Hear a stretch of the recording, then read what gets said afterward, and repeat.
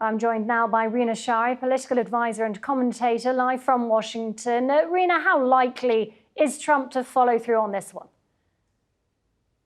It's important to note that Trump's 100% tariff on foreign films is really aimed at boosting U.S. production.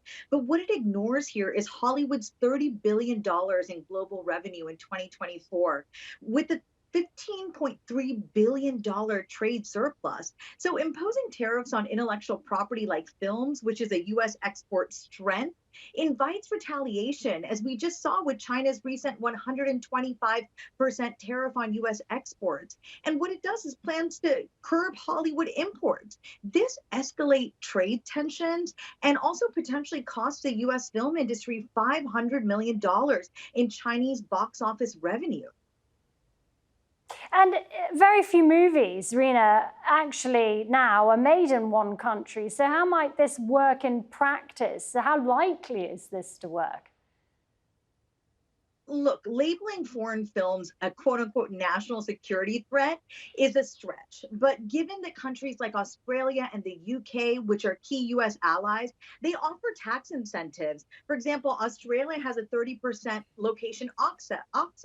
They do that to attract productions, but these incentives really drive global film spending, and that's projected at $248 billion in 2025. So, retaliatory measures from allies like Europe's hinted mirror quotas could slash US film exports, and that weakens our geopolitical ties.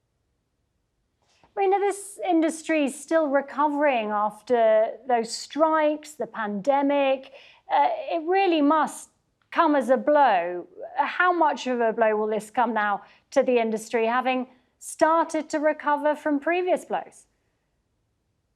So, US film production dropped about 40% since the 2023 Hollywood strikes. And the city of Los Angeles in California itself saw a 22% decline in on location shooting in just the past few months of this year. But look, tariffs on films, unlike goods, face really practical hurdles. And as movies often involve multinational components, for example, the movie Mission Impossible shoots globally.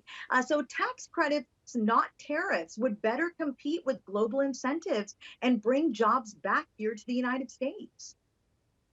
Rina, really appreciate your time. Thank you very much for talking to us here at TRT World. Rina Shah speaking to us live there from Washington.